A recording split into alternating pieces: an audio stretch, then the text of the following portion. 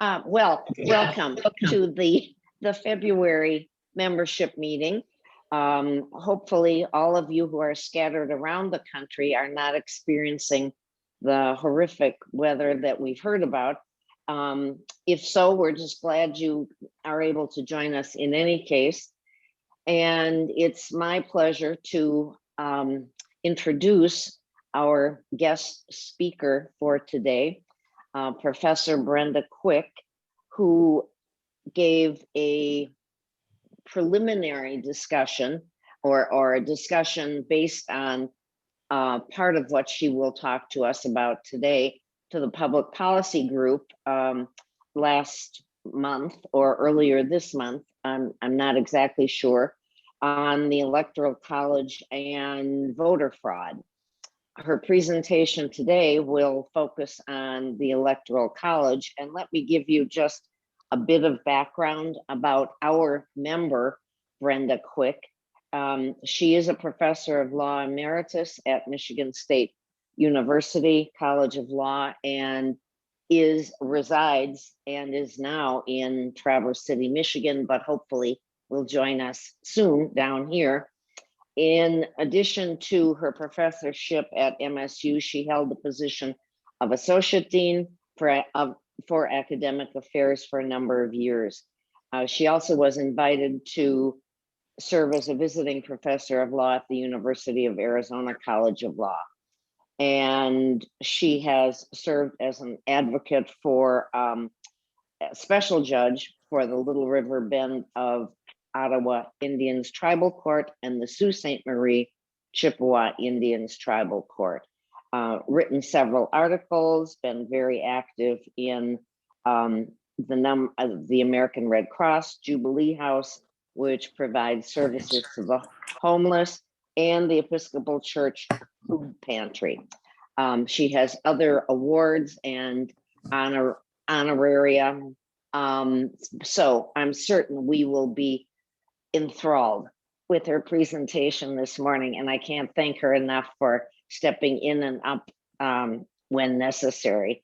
May I turn this over to Brenda? Oh, I'm sorry. I need to remind you that we will have the you have the chat function at the bottom of your screen. So should you have questions during the presentation, you are able to record them there. And then when Brenda is finished, we will go through those and she will answer as she's able and as time permits. So Brenda, thank you very much. Well, you're very welcome. And thank you for those of you that are here. I do recognize a face or two that was present when I did this similar presentation to a committee of the AAUW, and I did send an email to those of you yesterday suggesting this might be a good time if you want to go get some breakfast to do it, because you're going to hear a lot of information that you heard before. But anyway, I'm going to talk about the Electoral College, and the reason being is, of course, we've just gone through a very tumultuous national election, as everyone here knows. A lot of issues came up, and certainly about the Electoral College during that time. Now, one of the things about our elections that's kind of interesting is the fact that every election we have in the entire United States, with the exception of the election that we have for president and vice president, is by majority vote. The only vote that we have in our elections that's not by that, for as a general rule, of course, is of course for president and vice president. And one of the things that the Supreme Court said is, well, how do we handle this? Why does this matter? And as they said, the right to vote is most precious. Other rights, even the most basic, are illusory if the right to vote is undermined. And so what is the right to vote? How has it come about? Why have we had so much dissension as of late, and so forth. So what I want to talk about, though, is a bit about the Electoral College. How did it come about? Why don't we just have majority vote here? And it really goes back to the founding fathers. And by the way, there were no founding mothers, so founding fathers is the appropriate term. And when you go back and you look at the founding fathers, this was actually an issue that they struggled with. They really did. They struggled with this one. They weren't quite sure, how should we handle this? How should we do the vote for president and vice president of the United States? There was, of course, push for one person, one vote. In fact, James Madison was very much an advocate of one person, one vote, but also saw the difficulties. They wanted something that all of the states that were part of the United States at that time would accept, and they were very concerned, first and foremost, about the southern states. The southern states, of course, had slavery at that time. Slaves were considered 3/5 of a person, but they, of course, no slave was allowed to vote. But yet they were individuals who were part of the population. And so what they did is they went through a number of different thoughts. One was that, well, we'll just let Congress select the president and the vice president. But there was a great deal of concern that that would impact separation of powers in such a way that whomever was the majority in Congress would not only control who was also in the presidency, but of course would control who got appointed to the bench. So you'd in effect be affecting and impacting into one political party all three branches of government. And they didn't want that either. So what they ultimately came up with was what we call today the Electoral College. Well, first and foremost, what about that name? It's not a college per se. As we think of a college today, we think of a college today, we think of a place where you go and it's operated for the point of getting higher learning, or a university that might have multiple colleges within that. But you also think of a place. The word college, the way they came up with this term, the elector part of it's pretty easy to figure out. You're talking about electing two people for office. But the college part of it was the fact that they were dealing with the word colleague. And these were colleagues who were associating together for a specific purpose, thus the word college. People who were collecting together in order to accomplish a specific goal. And so they came up with the word Electoral College, and that's what it was named. So how did they set it up? Well, they set it up, first off, it is in the second article of the US Constitution. They set it up saying, okay, we're going to have this Electoral College, and this is what we're going to do. In order to appease the southern states, which did get to count the slaves, as I said, as 3/4 of a person when it came to congressional districts. So what they did was they said, this is what we're going to do.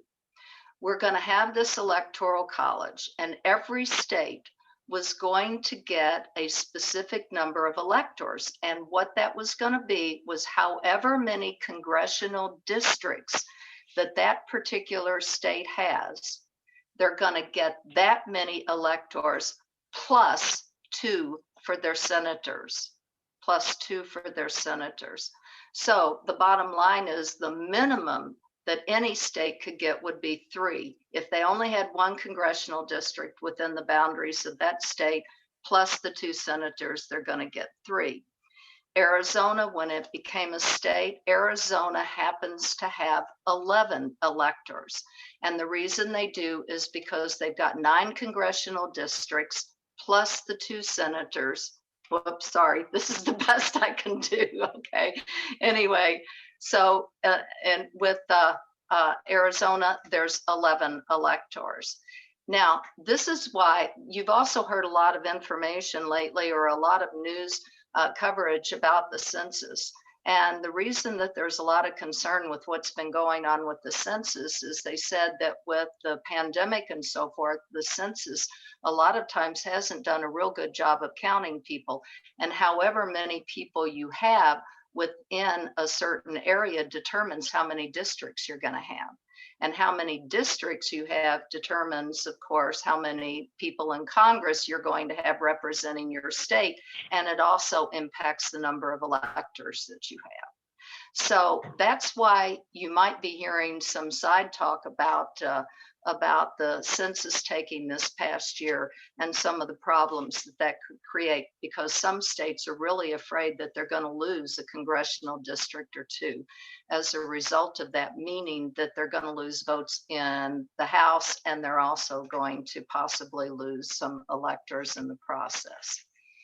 So why did they do it though? Why did they come up with this? There was a degree of idealism among the founding fathers. And they were very concerned, not only were they dealing with the southern states, but even James Madison, whom I said was really a one person, one vote fan, one of the biggest problems that they had was they were very concerned about two things that today almost make a sort of grin and say, well, that didn't work forever, did it? And one was that people would try and influence them and try and get them to support their agenda. And so there would be people putting pressure on them to vote a specific way because of that. So, of course, as we know, particularly with the internet and with advertising and so forth, that is clearly the case today, where people are trying to influence how we vote based on their agendas. The second thing is they didn't want foreign governments to have any influence on elections, particularly president and vice president. And they felt that if they stayed with this rather than one person, one vote, then they could avoid that. So it took a little bit of time. Alexander Hamilton was very much in favor of the Electoral College. He was very much a Federalist. He supported states' rights. He wanted states to be able to have a process that they were all comfortable with within their own geographical boundaries and so forth. And so he wanted something that would appeal to the southern states, to the northern states, and so on and so forth. And so they came up with this process. Well, how does it work? As I said, I've told you how you determine how many electors you get. Each state has the right to select its electors however it chooses.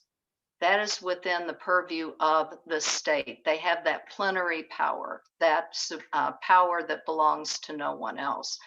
And initially, in the first couple elections, some states simply chose their own electors. They didn't put it out for a vote of the people. But obviously, that's not the case anymore. All 50 of our states have, of course, a popular vote for president and for vice president. And in all of the states, with the exception of two, and the two are Nebraska and Maine, all states in the Union, the other 48 states, whomever wins the majority of the popular vote within that state, those electors will vote for that individual. So in the last election, if I can use that as an example, in the state of Arizona, and I have to admit, it kind of surprised me, Arizona went for Biden. And therefore, all of the electors in the state of Arizona then cast their votes for Biden. And how are they chosen then? How can you guarantee that?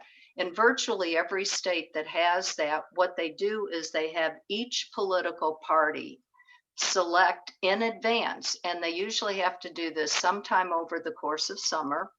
And what they do is they each select a slate of people. So in this last election, the Democratic Party selected in Arizona, they selected 11 individuals who were going to cast their electoral votes. and in the Republican Party did the exact same thing. Then when it's determined, and the idea being that they usually choose people who are pretty high up in the party to be those electors. So what they do is they each select their parties. You have the vote then in November. And then what ultimately happens is whomever wins, then that particular party's electors are the ones that become the electors to cast the vote in that state. So in that case, since Biden won, then it was the Democratic individuals that ended up casting the vote, because it was determined that those electors would then vote for Biden, as the majority of the people in the state of Arizona had said that's what they wanted. So that's how they determine it. Well, what happens if somebody changes his or her mind and they decide that they don't want to vote as their party tells them? They have some reason why they don't like the candidate for their party. That individual has a person, they call them a faithless elector. And if you have a faithless elector, what happens? Most states now have they have laws that address that particular issue. And those laws, Arizona has one as well. And what happens if you've got somebody that goes in and somebody says, well, I'm not going to vote like that. I'm going to vote for somebody else. This happened, for example, in Washington State in the last election between Trump and Hillary. There was a member that was supposed to vote for Hillary and instead voted for Colin Powell. And he said that his purpose in doing that was to send the message to Republicans throughout the nation that they didn't have to cast their votes for Trump. They could, in fact, cast them for Hillary. They could cast them for Colin Powell. They could cast them for somebody else. They didn't have to stick with Trump. But of course, Washington State, like the state of Arizona, had this law that says, no, you've got to vote for whom the majority person says. That's a faithless elector. And so that individual was fined and challenged it in court. And the United States Supreme Court says, nope, that's not the way it's going to work. You have to go however the law in your state dictates you should vote. What Arizona does is Arizona has a faithless elector law. And what it says in the state of Arizona, for example, is it says if somebody tries to cast a vote that is contrary to the way in which that individual is supposed to vote, then that person is immediately excused. Their vote does not count, and a substitute elector will be put in his or her place. And that's very common among a lot of the states now. In fact, after the Washington incident, Washington passed a similar kind of thing. So that's kind of the way that it does. And somebody just put up and said, how many states have faithless laws? I don't know the exact number, but I can tell you it's the overwhelming majority of states that do have laws dealing with faithless electors. So then what happens? All right, we have the election. We've determined now how many that everybody's going to get. And then on the Monday following the second Wednesday in December, and this past year, that was December 14th, then the electors all meet. They all meet in their state capital. And at that point in time, then they cast their votes. And it was really interesting because I have to be honest with you, in years past, I've never bothered to watch that before. You know, it was just such a pro forma kind of thing. This year, I watched it in the state of Michigan because that's where I vote. And I was very interested in seeing how the process would work out because, as you know, we were one of the states where there was a lot of contention. As it turned out, it went smooth as silk, but I didn't know how that was going to come out. So what ends up happening is then all of the electors vote in every state. They cast their votes, as I said, in all but the two states, Maine and Nebraska. And what they've done in those two states, if anybody's interested or has some involvement in those two states, is they cast their votes based on their congressional districts. Maine has 4 and Nebraska has 5. So in Maine, if two of the districts, most of the voters voted Republican, they would cast 2 Republican. If 2 Democrat, then they do Democrat. If it's in Nebraska, say 4 of them vote Republican, then they would cast 4 votes for the Republican candidate and 1 vote for the Democrat candidate. So that's how it would work in those 2 states. But the other 40 states, it's 100% all or nothing kind of thing, whomever wins the popular vote in that state. So now they get together and they've cast their votes in their states. We all know about the January 6th incident at the Capitol. Of course, once they complete them, they certify them. The one thing I would like to assure everybody here, if you are not familiar with this, is I remember watching, of course, we kept our eyes glued to the TV while all of the riots were going on and what was happening, and then watching the newscast and so forth following that. And at one point, you may have noticed in one of the films that you saw 2 men, each carrying a mahogany box that were being ushered out along with the Congress people and so forth down the flight of stairs and so forth. Those mahogany boxes carried certified copies of the electoral votes of all 50 states. The first half of the alphabet goes in one state, the second half of the alphabet of the states goes in the second. They are received by the president of the Senate, in this case, the vice president. They were sent to Vice President Pence. They are immediately put in those boxes unopened. And then those are the boxes that are there on January 6th when the electoral votes are finally opened and counted before the full House of Congress. There was a lot of talk about how they rushed to get those votes out.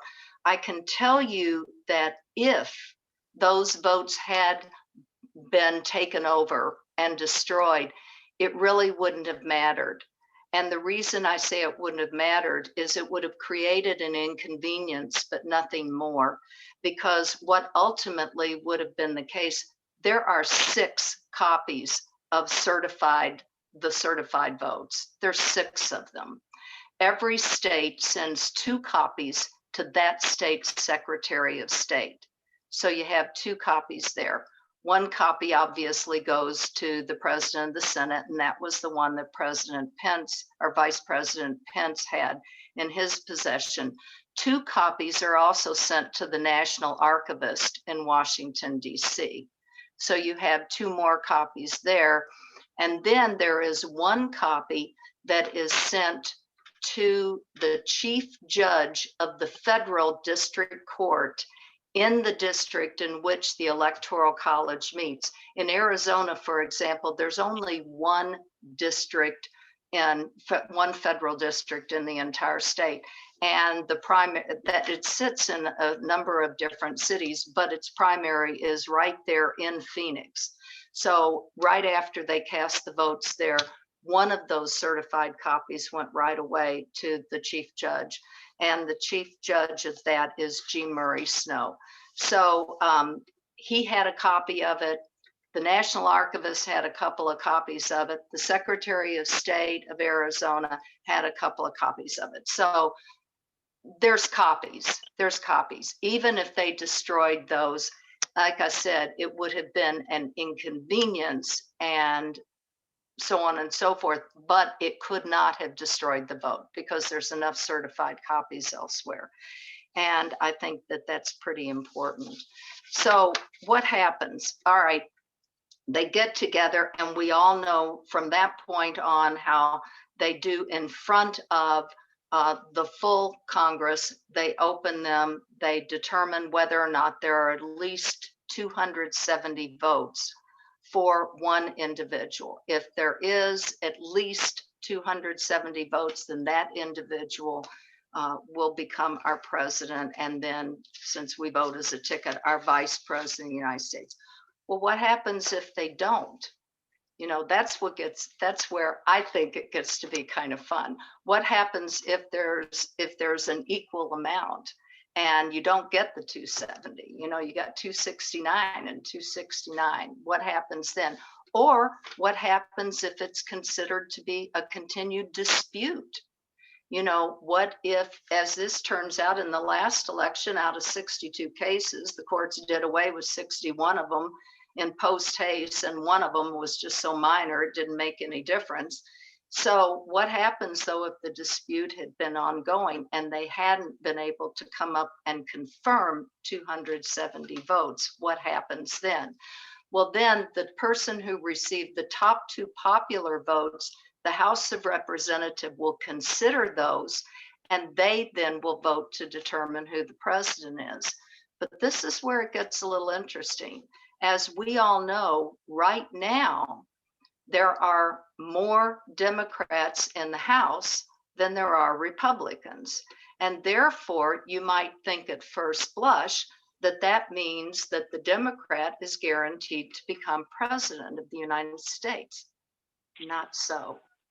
Not so. Because when that goes before the House to determine who the president's going to be, each state gets only one vote. That's it. They get one vote. You've got states like California that has 53 districts. When it comes to voting in the House of Representatives, they've got 53 votes going for them. All right. And out of that 53 votes, 42 of them are Democrats. And only 11, of course, then are Republican. So between those, if they're voting as the House, you can anticipate that the overwhelming majority of the people from California are going to go Democrat. Well, in this case, they're still going to go Democrat. You've got to believe that, assuming they stick with their own party. And I'm working under that assumption here. You've got them. California is only going to get one vote. And you know what? Wyoming, that only has one district, Wyoming's going to get one vote. South Dakota's going to get one vote. North Dakota's going to get one vote.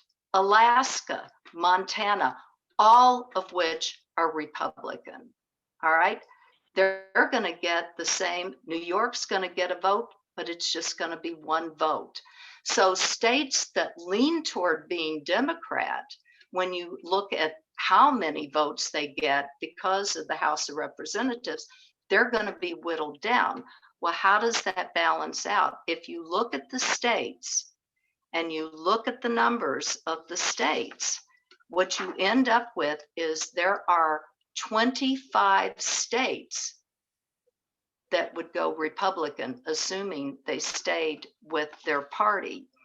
And you have then you have 22 states then that would go Democrat, and you have 3 states, they are Minnesota, Michigan, and Pennsylvania, that are equally split. So how those 3 states would go, who knows? You know, who knows? So what's interesting is where if the entire House of Representatives were voting, I think it probably would be accurate to assume that the Democrat's going to win. If in fact it came up to this kind of a vote, depending on how those 3 states voted, it could go either way. It could go either way. You only need one of those 3 states to go Republican, and then it would have been the Republican that would be elected. It would not be the Democrat. Now, when it comes to the vice president then, of course, would be determined by the Senate, and only the top 2 go to the Senate. But again, everybody gets to vote there, but there's only 2, 2, 2, okay? So if you had voted before the Senate changed this last election, then clearly it most likely would have been the Republican who would have been elected for vice president. But let's say that the Democratic Party is not happy with this and says, wait a minute, this just doesn't seem fair to us. Oh, we know how to mess this thing up. And this is what they do. In order to have this vote in both the House and the Senate for president, for vice president, there has to be a quorum of 2/3 of the people present. So what do? You don't go. You get enough of your people to stay away that you can't have the 2/3 vote. And if you are 2/3 quorum, if you don't have the 2/3 quorum, you can't cast a vote, you can't elect the president, you can't elect the vice president. So who becomes president? The Speaker of the House. Nancy Pelosi would be the acting president. So that's how it would all fall out in the event that they had not been able to come to some terms. It's an interesting system, and I think particularly in this last election, it showed up even more. I will tell you that there have been over 1,000 attempts to repeal the Electoral College in the US Constitution. Repealing the US Constitution is one of the most difficult things that there can be. You have to have just numbers that it just isn't easy to repeal the US Constitution. You know, you have to have 3/4 of the senators involved and say, yeah, we want to do it. You got to then, I'm sorry, 2/3, I think it is. I may be wrong on that number, but then you've got to have the states that have got to also agree with it, 3/4 of the states, and so forth. So amending it, they have amended a few minor things when it comes to the Electoral College over the years, but they've been mostly just clean up little tweaks here and there. They haven't been anything too significant. Probably the most significant is allowing Washington, D.C. to participate. So you don't have that. So what happens then? If you can't do it the easy way, I mean the hard way, then is there an easier way? There has been an effort that has been made. It is an ongoing effort.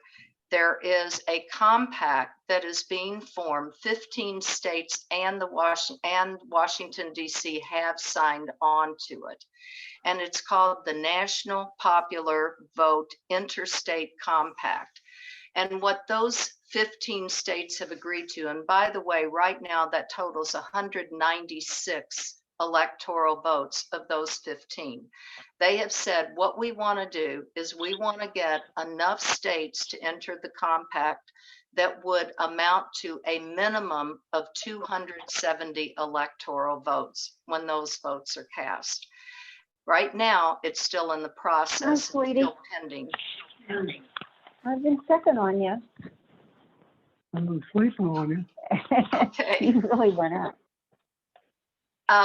So what they're trying to do is once they get that 196, like I said, they got 196. If they get the 270, then those states that have signed on to the compact have said, we promise we will cast our electoral votes for whomever wins the national popular vote. So if that had been the case during, say, the Gore-Bush election, Gore would have won. All right, because he had more popular vote than Bush did. And clearly, when Hillary Clinton ran against Trump, Hillary Clinton would have won. And that's what they've started. And the idea is the compact will exist only at such time as and so long as they have at least 270 electoral votes.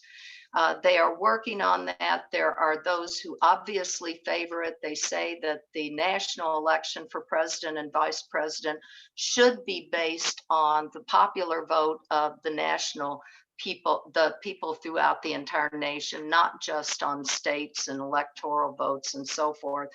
And that's their commitment. There have been 3 governors who have vetoed that within their own states. Two of them since have passed. One of them, California and Hawaii, have passed. Nevada is still off the list. But California, it was Arnold Schwarzenegger. And he said he vetoed it because he just felt like it wasn't fair for California to have to vote for somebody that the people of California didn't support. So you've got those saying, yes, this is a good thing. We need to do this. The national popular vote should be the one that determines who the president is, and we can circumvent the Electoral College the way it's set up right now by doing that, by making that commitment. Others have said, and it also said it will encourage people to vote who are not voting in states like Oklahoma, for example, is a very red state. All right. And it says what it is if you are a Democrat and you live in Oklahoma, you may not take the time to go and vote because you feel like your vote's not going to count anyway, because the state's going to go red and all the electors are going to vote for the Republicans. So why am I wasting my time? And they said, if you know that your vote will count, if it's going to be based on the national count, then more people may be inclined to come out and vote in those states, particularly that almost always swing one way or the other. And of course, there are those who oppose it. They say, no, this is going to give benefit to certain parts of the country, particularly the urban areas over the other. So I think I've run out of time. I'm going to stop at that point. And if there are any questions, then I will try and answer them. Thank you. Thank you, Brenda. We have a number of questions, some of which you may have answered. One from Deb Melton: is it a law or just tradition that it's a winner take all per state? It's the law. Every Okay. state has a law, and that state determines, and you can look it up, you know, in your state, wherever you may be. Just go into your state code, and you can put in elector, the word elector, and it'll come up and it will tell you exactly how the electors are chosen, when they're chosen, and who they're supposed to vote for. But yeah, very much it is in the code of every individual state, how those are going to be selected. Okay, and then we have another question from Susan Schmuck, asks how many states have faithless elector laws? I don't know the exact number, but I do know that it is the majority. But I don't remember the exact number. Okay. Phyllis has two questions, I think one of which you sort of touched on. Is there any talk of making Nebraska and Maine a winner take all state? And the second question, what's the process to abolish the Electoral College? So as you choose. Yeah.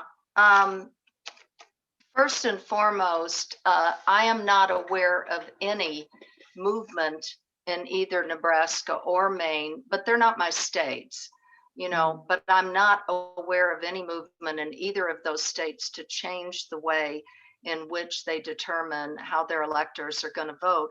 What would be interesting to see is if either of those states decide that at some point they want to join the compact. And of course, if they join the compact, then obviously that's gonna change. And I can share with you very quickly what those states are, since the list is pretty short, and I'm going to read it fast.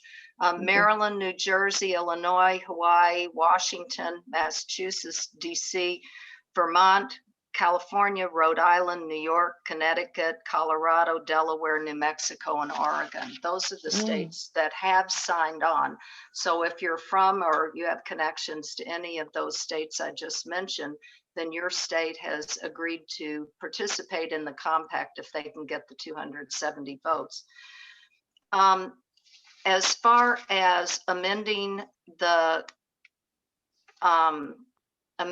Constitution, like I said, that's Mhm. not an easy process. You Mhm. know, you have to, I was trying to see if I had here in my notes the specific numbers, and I should know this, and I apologize for Oh, not knowing it because well, I should know this. This is one I should know off the top of my head. But I believe it is 2/3, but I could be wrong with that. The issue has to come up before the Senate. The Think Senate's so. got to approve it. Is that 2/3? Am I right on I that? think Dee? so. I think Yeah, so. and then 3/4 of the states then have to Ratify affirm that. They have afterward. to Okay. ratify. Yeah, Okay. and at that point, it becomes part of the Constitution, or can be repealed from the Constitution. You know, we have prohibition repealed, so you can repeal as well as enact. And so, Okay. yes, yeah, that's what it is. Well, thank you. And Henny wants to know whether in Maine and Nebraska, the populations are the populations of each district equal? Well, they can't be. You The know, actual, yeah. I would say numbers wise, they've got to be pretty close. I don't know what's going on around the whole country, but we're dealing with a real issue in Michigan. In fact, we just addressed this, and we have a committee right now because we had so much gerrymandering going on. And I know that Mhm. that's going on around the country. Yeah. And for those of you that may not be familiar with that term, that's when a political party, inevitably it's the one in power at that time, they will redraw the district lines in such a manner that it favors their political party. Mhm. And we certainly had that happen in Michigan, and it did a real turnaround. Now, it doesn't on a national election, but it does make a difference when it comes to how many Republicans, how many Democrats that you have in the House of Representatives. You know, that can make a real difference. And in our state, it did make a difference. So we actually passed a constitutional amendment that it has to be determined, our lines now have to be determined by an independent party, an independent committee rather. And That's so all of good. our lines are being Mhm. That's redrawn. good. Yeah, it is good. And that can consist only of 2 Democrats, 2 Republicans, and there's a couple others that are, you know, not related to either party, so that they can get a balance. So yeah, we've done that. And but it is supposed to be based on numbers, on population, but how they determine those can make a difference. But that's why in some states that are very sparsely populated, like Wyoming, as an example, Wyoming's very sparsely populated. They only have 1 district for the entire state. You know, that's it. That's it. So, whereas you've got 53 districts in California, because there's so many people in so many areas of population. Yeah. I think you answered this. How many states have signed to pledge their electors to vote for the winner of the popular vote? 15 That's states in Washington, 15. D.C. Okay. And Claudette is interested in knowing where the originals of the Electoral College votes are kept. Well, as I said, the originals, 2 of them are kept with the Secretary of State, 2 are kept at the National Archivist in Washington, D.C. The one, of course, is kept in wherever the Senate keeps their things, and that's, of course, the President of the Senate. And then we had one that is kept with the Chief Judge of the district, in which the electors vote. So, you know, whether they keep them in a vault or where they actually physically place them, I don't know. But all of them do have certified copies. They must be certified, and there are 6 certified copies, and that's where they go. And I think you've answered whether Arizona's in the pack of 15, in Not that yet. pact. Not yet. Not No. yet, right. No, they have not signed on to that as of this date. And from Noel Reinhiller, do you think a successful compact would become a lawsuit in the Supreme Court? Yes. And the reason that I do is because there is also in the Constitution, one of the articles prohibits the states from entering compacts with one another. And there is a, without the approval of Congress. And those that are opposed to the compact are saying that that's exactly what this is. But those who are members of it are saying, no, that's not the kind of compact that the Constitution's speaking about. What they're talking about is 2 or more states getting together that would benefit those 2 or more states in an unusual or unique way that would then be not a benefit to the remaining states. Right. And you can't do that without the approval of Congress. But they're saying in this case, we still, as individual states, have the right to determine who our electors are. Sure. We have the right to determine how our electors are required to vote. And that's true. That's very true. So these states could say, you know, if we want to agree with all these other states, we're going to do it. That's our business. That's not the compact that to which is being referred in the Constitution. That's a very different thing. That deals with certain states trying to put themselves on a level higher than other states. And this isn't the same thing. Everybody can do this the same. Well, we have run out of questions. I thank you, Brenda, for a reassurance that, if you will, that this is not just happenstance. It's not some quirk of a few gentlemen writing policy. And I think I take more comfort then in the fact that this process can continue and also can be modified. So the National Popular Compact looks very interesting to me.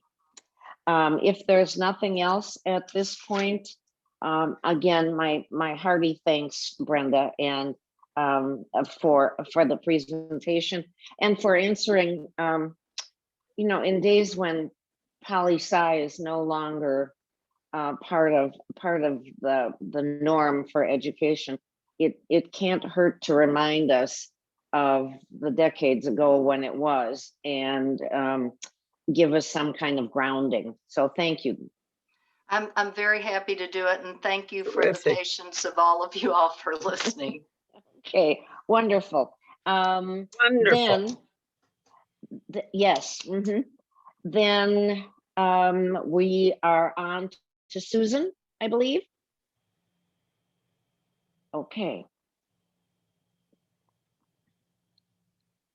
Susan, you need to unmute.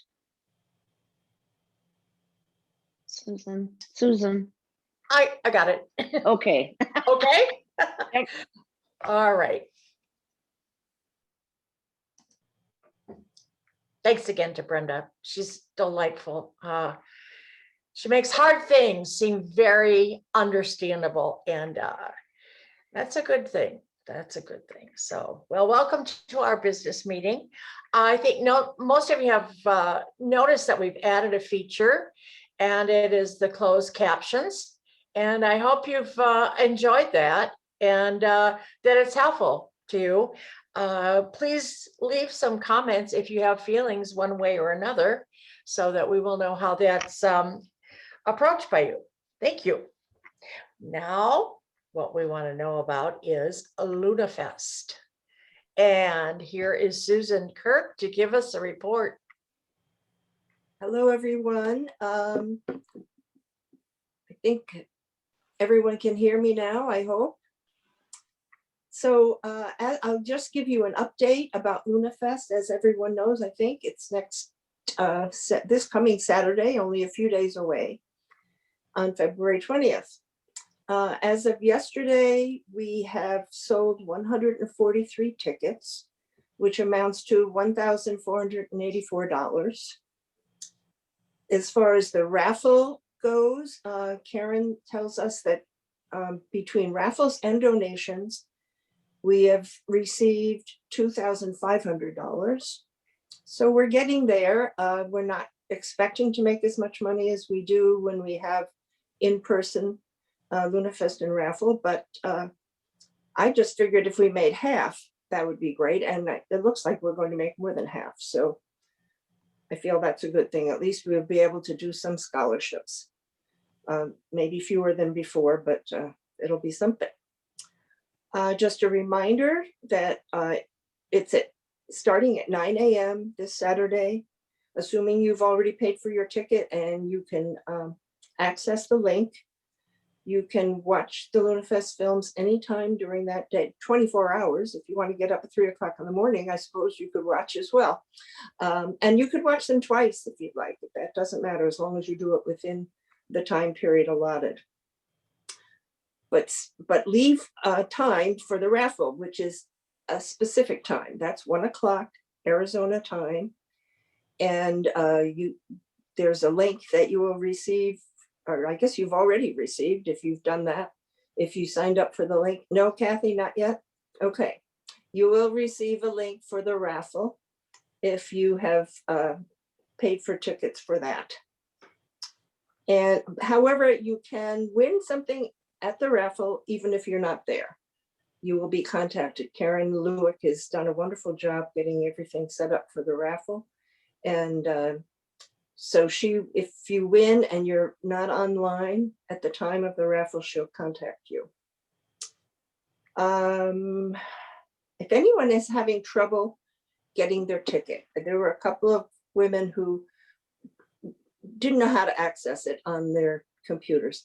And so I asked them to let me know. I'll buy their ticket for them and they can send their donation to the AAUW address, which is Post Office Box 178 in Green Valley. And so don't not watch the films because you're having trouble accessing it. I'd be happy to do that for you. I've done it for a couple of ladies already. And again, buy tickets for your friends if you can. Once you buy your ticket on the website, there's a space for give a gift. And just click on that. You put in the person's email and voila, it happens. And that person gets the link and you get a confirmation, they get a confirmation. And so that's another way to share with daughters, granddaughters, grandsons, whoever. I want to thank, I'll do it again and I'll write something for the newsletter, but thank the committee members. It's been absolutely amazing what we've pulled together with this, all on Zoom and email, basically Zoom, but email issues too, we've dealt with. And so I'm asking the committee members, just a reminder, we said we'd stay after this meeting ends, just to do a little wrap up. So if you were on the planning committee, please don't exit the meeting when the meeting ends. Thank you all, everybody, for all you've done. The people who have donated items too for the raffle. It's been fantastic.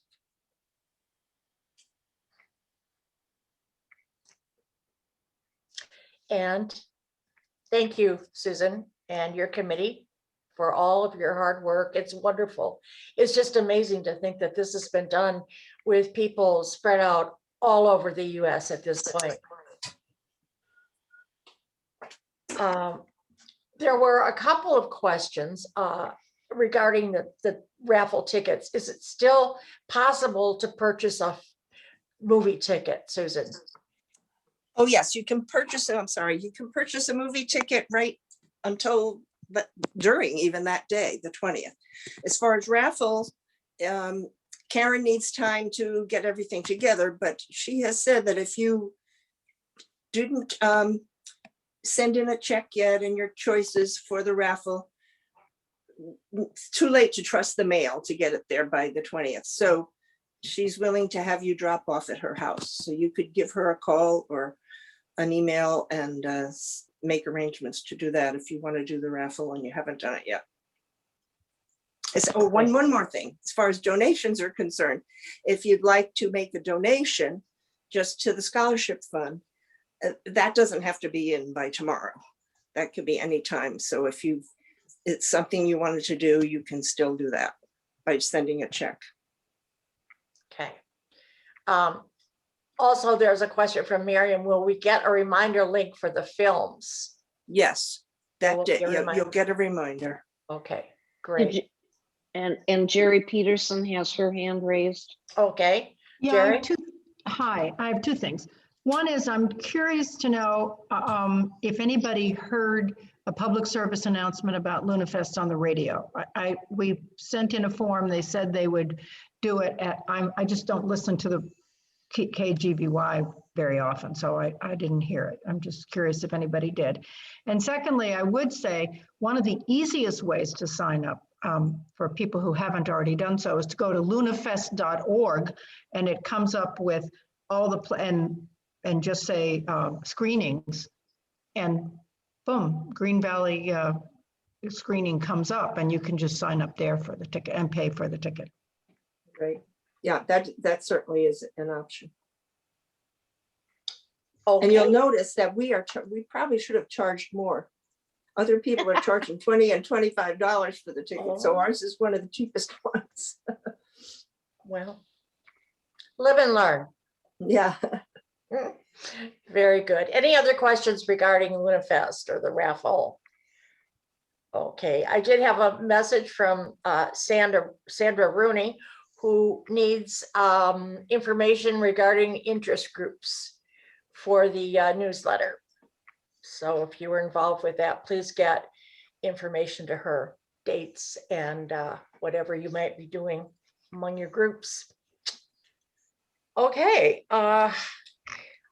I don't know how many of you were able to participate in the AAUW Arizona Legislature Day, but it was fantastic. It was February 9th.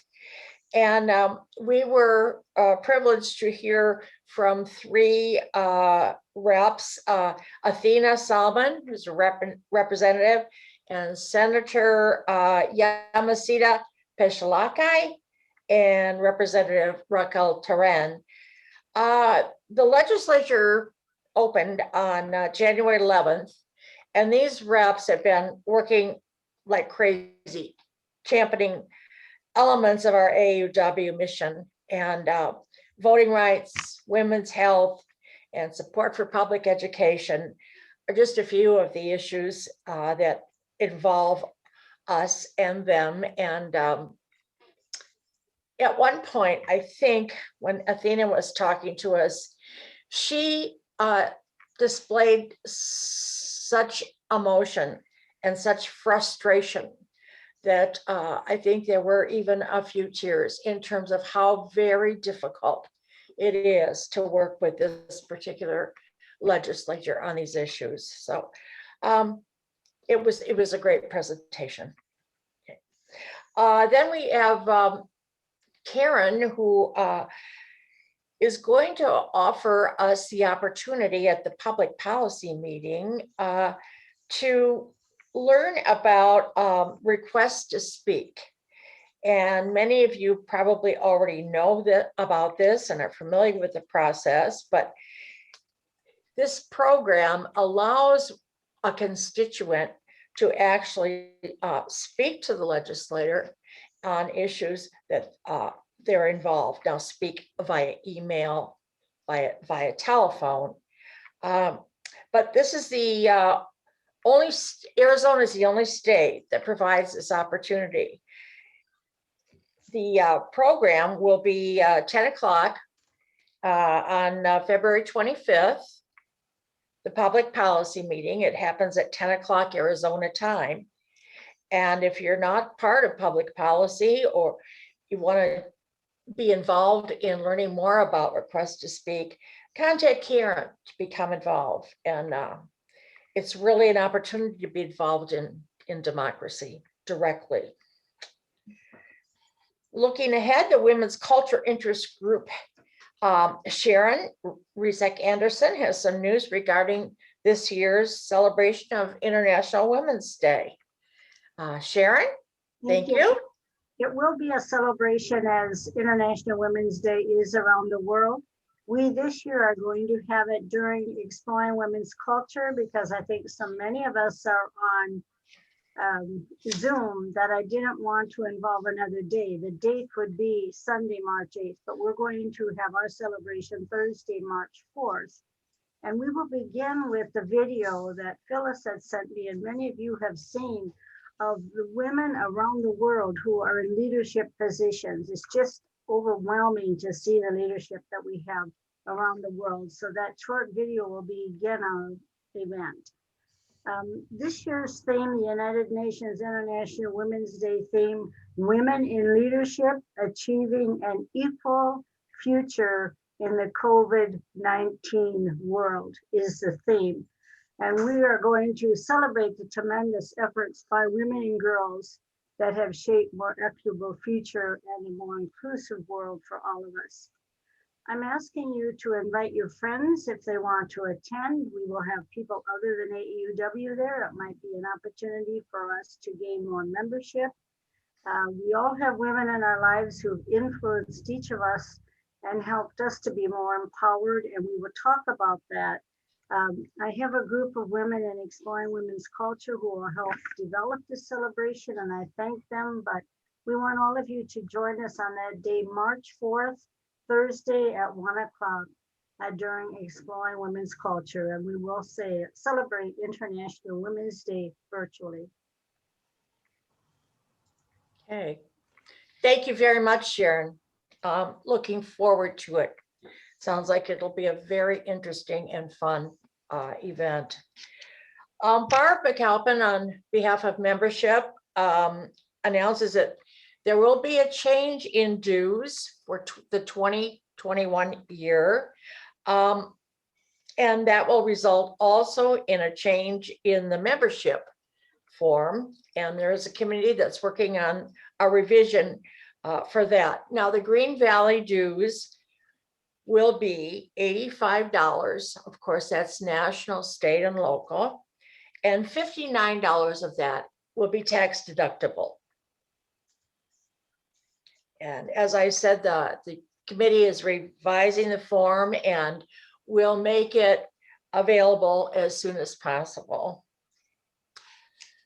Yeah. Thank you to those of you who joined the demonstration last Sunday, Valentine's Day, to end the violence against women and girls. And kudos to Libby Breyer for continuing to organize this event.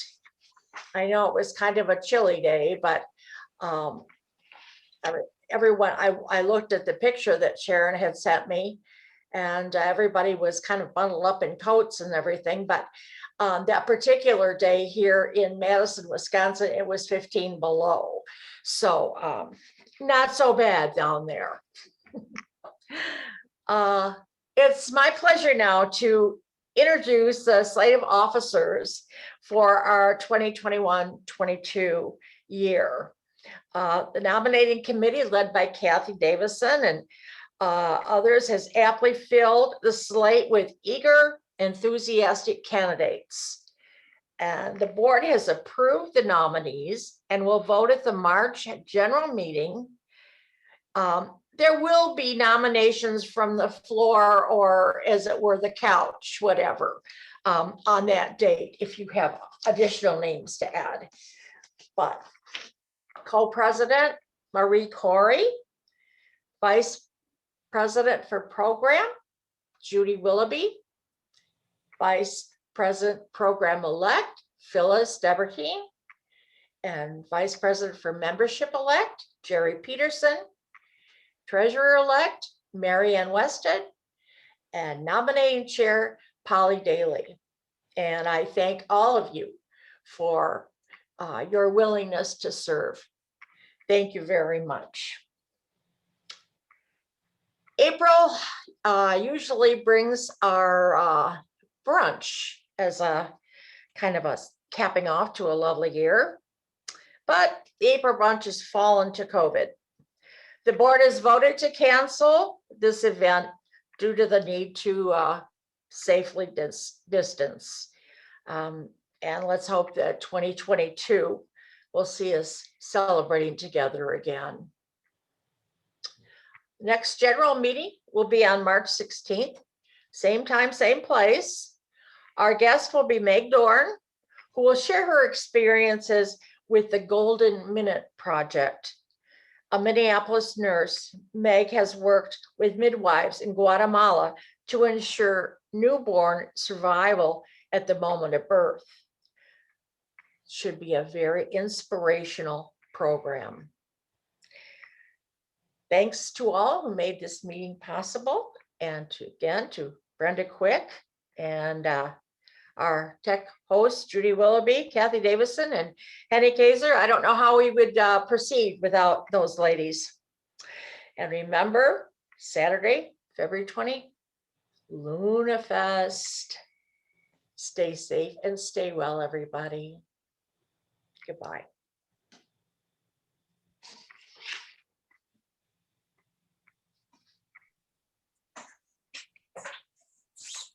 Luna Fest committee members, remember to stay.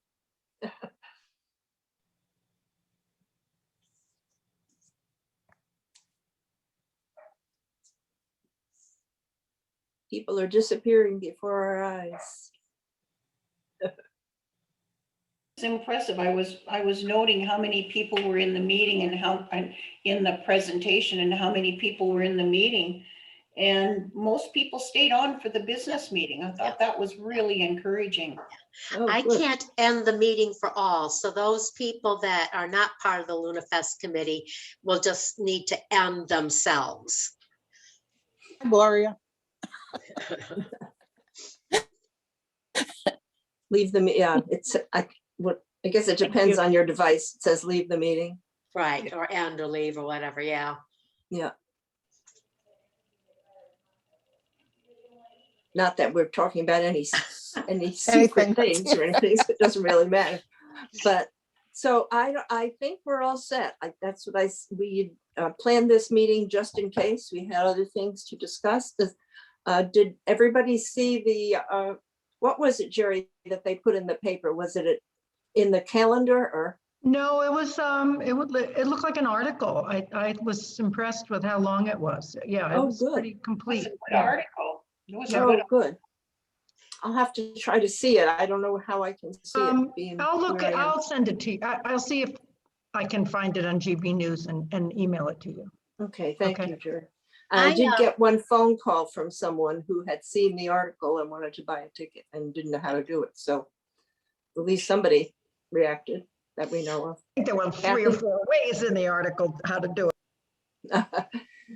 Karen and I Kathy? chatted just a little bit yesterday about the raffle because it is too late, obviously, for people to mail in their raffle order forms. But if they're in town, Karen doesn't mind them dropping it off. She was going to put a box on her front porch. Yep, So I already think, have. It's there. so I'm going to blast something out today about the raffle. Again, I didn't include it in yesterday's blast because I knew it was too late to mail it in. But so I'll just send out a blast that if you're in town and you still want to do it, and I'll attach the raffle order form, you can still do it and drop it off at Karen Lewick's. And do you want me to give them your address, Karen, or just? Sure. I mean, you might Okay. as well. It's in the member It's in the roster directory. anyway. So Okay. yeah, Okay. I don't think I'll be targeted for anything. Just in the last ditch effort to get some more order tickets. Sure. Just out of Raffle curiosity, tickets. Karen, are most of the raffle tickets being bought by people in Green Valley that are in Green Valley now? Not well, most of them obviously, but not all of them for sure. And we do have some people that have purchased who aren't members also.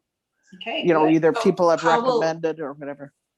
How will the link to the raffle go out to those non-members? I think that, I don't know, except that possibly people, you know, friends, they just told friends about it and they were able to. No, but I mean, access it. how will the link for the raffle drawing itself hasn't been created, right? It has been created, but it hasn't been set. Right, so I how are see we what going you're to saying. send it to those non-members? I don't know that that's important because they don't have to They don't have attend. to be on. They don't have to be on for the raffle. They just have to supply some form of identification or, where it can be mailed, a phone number, or email. Okay.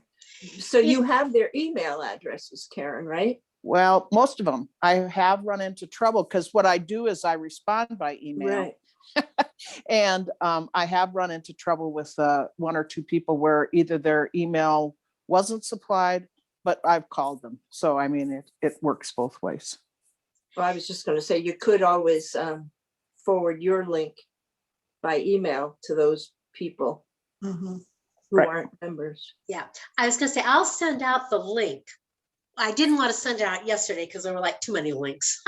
But Yeah, I'll yeah. send out the link for the raffle today with the notice that they can still drop their things off at Karen's house Sure. and get in the raffle. And so I will send that out today and then probably send out a reminder with the link on Saturday. Perfect. I think Okay. that's perfect anyway. Okay, Yeah, it'll be what it'll be at this point. There's nothing much we can change, so. No.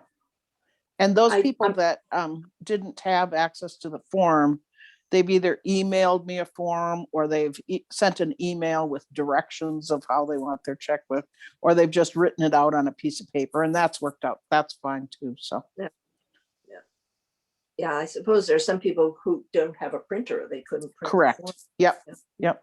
But it seems as though people work around that problem pretty well. So Yeah, well, the same thing with some of the older ladies, I'll say, who didn't know how to do the links and how to do, how to Right. access. They contacted me and I gave them the gift of the link, and one of them insisted on sending me a check for the amount. So, great. okay, I guess that's it. Anybody else have any concerns, questions? So on Saturday, Kathy, you're going to set it up, right?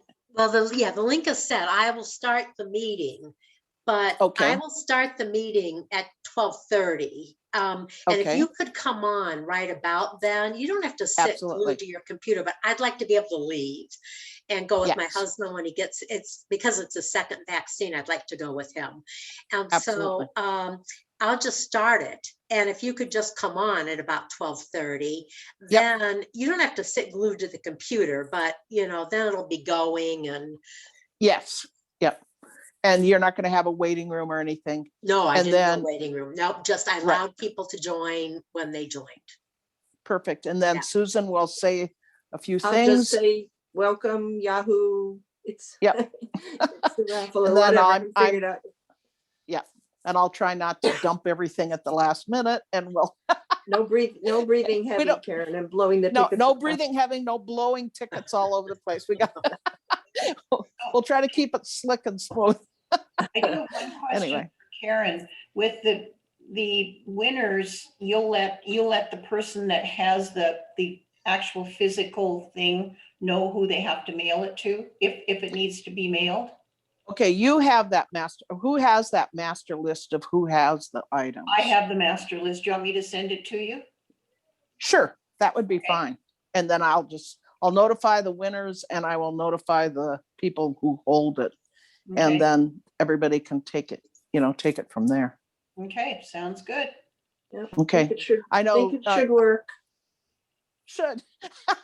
I'm always, Well, holding my breath, but I know, it's the first time, so what are you gonna do? Yeah, It's all worked out exactly. so far. Right in the beginning, we thought, oh, this is too complicated, we can't do Yeah. this. But I we'll think keep we it can. simple. Right. And then you, Phyllis, while I have you, Linda Winterland, you have her name associated with one of the gifts. Yes. Okay, good, because she sent a little note in her raffle ticket order, and I meant to ask you for sure if you had what gift she is holding. I Yeah. believe it's a gift certificate, but I could be wrong. Yeah. And I will get that off to you in the next. hour. Perfect. Okay.